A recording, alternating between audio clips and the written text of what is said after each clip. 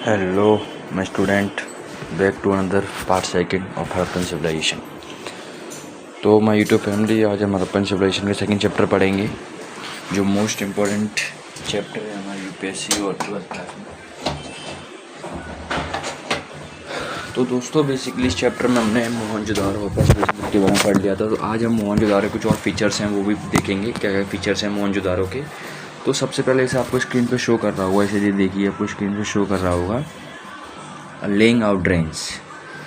Basically इसका मतलब क्या है, आप लोग ये देखिए, इसका मतलब क्या है कि बेसिकली जो ऐसे हमारे टाइम पे ड्रेनेज सिस्टम होता है, ठीक है, जो हमारे टाइम पे, अभी इस टाइम पे जो ड्रेनेज सिस्टम है, आपने देखा होगा कि बेसिकली ड्रेनेज सिस्टम होता है, एक लाइन बनी होती है, ठीक है, इसमें एक वाटर फ्लो होकर एक प्रॉपरली एक तरीके से जाता है। किसमें जाता है? हमारे जो बड़े बड़े ड्रेन होते हैं, जो ये हमारे ड्रेनेज होते हैं, उनमें जाता है। तो हुआ क्या था, जो वहाँ के जो वहाँ के लोग थे वो बेसिकली उन्होंने एक डिस्टिंक्टिव फीचर करा था, क्योंकि देखो जो उनके मड ब्रेक्स जैसे उनका ये घर है, ठीक है, ये उनका घर हो गया। और बेसिकली ये उनके नाली में पाइप जा रहे थे, यहाँ से जैसे पाइप निकले थे, उनका जो घर था वो भी पर्टिकुलर तरीके से डिज़ाइन था। इसे हम कह सकते हैं कि हड़प्पन सिविलाइजेशन एक बेल्ट कल्चर और एक very fully drainage plan system था। क्योंकि आपको पता है कि जब आपका केयरफुली प्लान ड्रेनेज सिस्टम होगा, ठीक है, तो क्या आप घर को भी पानी ब्लॉकेज नहीं होगा, प्रॉपर्ली सब चीज़ें सब होंगी। और हुआ क्या था, जो उनके जो घर की डिज़ाइन थी, जब आप देख रहे होंगे उनकी घर की डिज़ाइन थी ना, वो इस तरीके से ये रोड है और ये उन लोगों के, ये आप लोग घर देख लीजिए, उनके घर है। तो ये बेसिकली स्ट्रीट जो रोड थी उनसे प्रॉपर्ली कनेक्टेड थे। तो ये तो अपना हो गया ड्रेनेज का सिस्टम पूरा।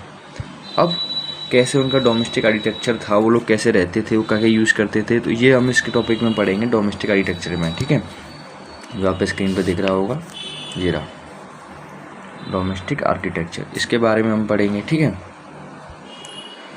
तो ये तो आप सबने देख लिया, तो डोमेस्टिक आर्किटेक्चर के बारे में हो गया।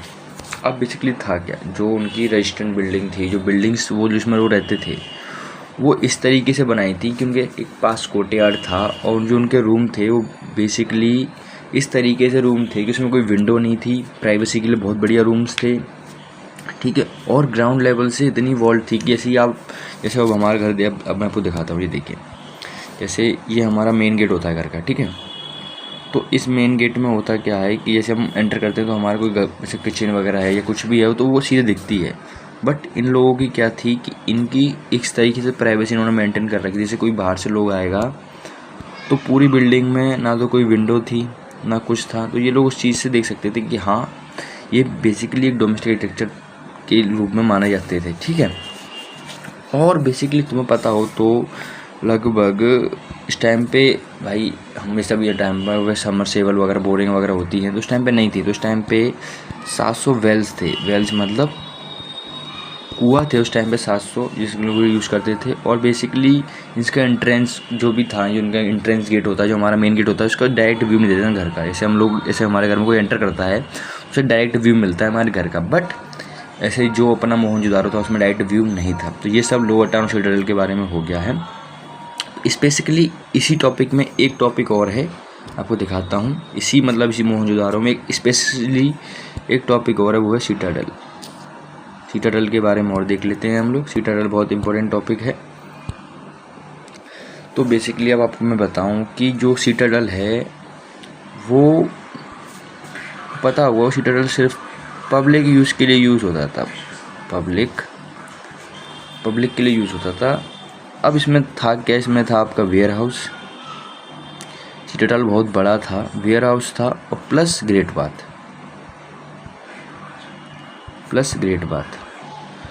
तो जैसा कि आपको पता होगा, अब आपके दिमाग में क्वेश्चन आ रहा होगा कि ग्रेट बाथ ये था क्या। तो ग्रेट बाथ बेसिकली ऐसे मान लीजिए हमारे घर में स्विमिंग पूल होते हैं, ऐसे ये टब है, ठीक है, जब इसमें ये पानी भरा हुआ है, तो बेसिकली था क्या कि वहाँ पे लोग ग्रेट बाथ था जिसमें वो सब मिल के बड़े बड़े नहाना धोना। और वेयर हाउस का मतलब ये था जितने भी उनके ग्रेन हो गए, ठीक है, जैसे उनके वेपन्स, तो मतलब उस टाइम वेपन नहीं थे, मतलब उनके जैसे भी नाइफ हो गए, उनके जो भी अलग अलग तरीके थे वो सब वहाँ मिलते थे, ये सब उनके बारे में बताया गया है। तो जैसा आप देख रहे होंगे, rectangular tank in a courtyard surrounded by corridor on all 4 sides called great bath. एक कॉरिडोर बना था चारों साइड ग्रेट बाथ के इस तरीके से। अब देखो इसमें तो साइड से दीवार लगी हुई थी कि जब कोई नहाए तो ना थोड़ी प्राइवेसी मिले उस ग्रेट बाथ में। ओके, तो ये सब तो हमने अभी बेसिकली अभी हमने देखा अपना ड्रेन के बारे में, ठीक है, अपना डोमेस्टिक आर्किटेक्चर के बारे में, ठीक है, सिटाडेल के बारे में। तो यहाँ से तो बेसिकली क्या होता है कि यहाँ से अपना हम 3 टॉपिक कंप्लीट कर चुके हैं। 3 टॉपिक हमारा कंप्लीट हो चुका है, ठीक है, मतलब half of the chapter half तक कंप्लीट हो चुका है, कोई दिक्कत नहीं है। तो जैसा कि आपने हड़प्पन सिविलाइजेशन के बारे में देख लिया कि हड़प्पन सिविलाइजेशन को इंडस वैली सिविलाइजेशन कहा जाता था, सब उसने बता दिया था आपको। सिटाडेल के बारे में बताया, मोहनजोदारो के बारे में बताया, मोहनजोदारो इंपॉर्टेंट क्यों है उसके बारे में बताया आपको, ठीक है। तो जो अब हमारा नेक्स्ट टॉपिक आएगा वो है ट्रैकिंग सोशल डिफरेंसेस। अब इसका मैं आपको एक चीज़ बताता हूँ। बेसिकली इसका मतलब क्या होता है कि ऐसे आप मान लीजिए गरीब, एक गरीब होता है, एक होता है अमीर, ठीक है। अब बेसिकली था क्या कि अब उस टाइम पर डिफरेंसेस थे, बहुत सारे डिफरेंसेस थे लोगों के बीच में। कि डिफरेंसेस इस टाइप से थे कि जैसे कि आपको पता होगा कि अब बरियल्स मतलब वो होता है कि आपको मैं एक चीज़ बताऊँ, बरियल्स मतलब डेथ होती हैं, ठीक है। बरियल्स में ये होता है कि अलग अलग लोग अपने एक्सक्यूशंस करते हैं। एक्सक्यूशंस मतलब दफनाते थे या किसी को जलाना तो उस टाइम पे नहीं था, दफनाते थे, ठीक है। तो होता क्या था कि इसमें आपको बरियल्स दिख रहा होगा। बरियल्स एक डेड बॉडी होती थी जिसमें बेसिकली लोगों को दफनाया जाता था, ठीक है। जैसे ये मान लीजिए ये इस टाइम मम्मियाँ वगैरह हो गई थी, एक आप मूवीज़ वगैरह देखी होगी तो आपने, ये डेड बॉडी हो गई, ठीक है। तो इस डेड बॉडी में बेसिकली था क्या कि ये डेड बॉडी है। अब इसका ये काम था कि इसमें जैसे ये इंसान है, ठीक है, ये इंसान है कोई। अब बेसिकली इसकी जितने भी सामान होंगे इस डेड बॉडी में फिट कर देंगे, उसमें रख देंगे, ठीक है। अब देखिए in the execution at the sanitary at Harappan in the mid 1980s, जो मिड 1980s में इनकी उसकी फैमिली हुई थी। तो इसमें ये लोग the some instant dead were burn with the copper mires. अब बहुत सारी चीज़ें इंसान मिलती थी, इन्हें जलाया जाता था, इनके बहुत चीज़ें मिलती थी, इन्हें गाड़ दिया जाता था, ठीक है। तो ये सब तो अपना ये हो गया कि क्या क्या डिफरेंसेस थे। अब इसमें पड़ा लुकिंग फॉर लग्जरियस। अब जैसे पता है भाई, अब गरीब लोग होगा तो उसके तो वेसल्स में आपको यही सब मिलेंगे, क्या नाम है उसका, चूल्हा हो गया, उसकी गैस हो गई, सब मिलेंगे आपको। पर लग्जरियस चीज़ में जो भाई किंग वगैरह हो गए, ठीक है, हमारी क्वीन हो गई, तो इन लोगों के भी अलग अलग तरीके से चीज़ें थी जो हम लोगों को मिली थी। तो ये सब डिफरेंसेस बताए गए हैं कि उस टाइम पे भी लोगों में डिफरेंसेस थे। जैसे अभी हमारे टाइम पर डिस्क्रिमिनेशन है, उस टाइम पे भी लोगों में बहुत सारा डिस्क्रिमिनेशन था, जो लोग इस चीज़ों से डरते थे। ओके, अब एक टॉपिक और हम आज करेंगे, क्योंकि ज़्यादा इस वीडियो को मैं बड़ा नहीं करूँगा, क्योंकि मैंने सोचा है कि इस वीडियो को मैं 3 पार्ट में डिवाइड करूँगा। मैं इस वीडियो को 3 पार्ट में डिवाइड करूँगा, क्योंकि पहले पार्ट में मैंने आपको हड़प्पन सिविलाइजेशन और मोहनजोदारो को बताया था। इसमें मोहनजोदारो और इसका ट्रैकिंग सोशल डिफरेंसेस और फाइंडिंग आउट क्राफ्ट प्रोडक्शन, ये सब बताऊँगा। तो अब जैसे अभी आपको पता होगा कि क्राफ्ट प्रोडक्शन एक ऐसा एलिमेंट है और एक ऐसी चीज़ है जिसकी हमें ज़रूरत पड़ती रहती है कि छोटी पेन से लेके एक मिसाइल तक का सब क्राफ्ट प्रोडक्शन होता है।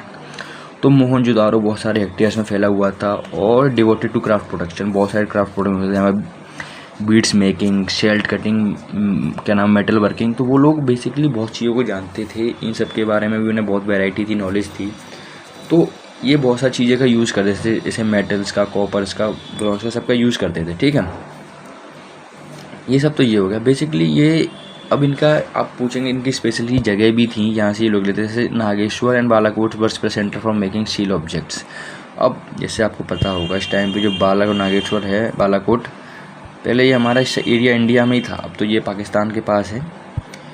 तो ये लोग बेसिकली पता हो ये बैंगल्स होते हैं, ये बनाने के लिए यूज़ होते थे, बैंगल्स बनाने के लिए, ठीक है। अब सच और कुछ प्रोडक्ट्स थे, जैसे हमारे धोलावीरा से कॉपर्स वगैरह मंगाया जाता था, तो ये सब हमारा इसमें प्रोडक्शन हो गया है, ठीक है। तो दोस्तों स्टूडेंट्स, आज मैं यहाँ तक ही कराऊँगा, तो क्योंकि 3-4 टॉपिक और रह रहे हैं, वो मैं कल एक शॉर्ट वीडियो बना के उसमें हम पार्ट 3 कंप्लीट कर चुके होंगे।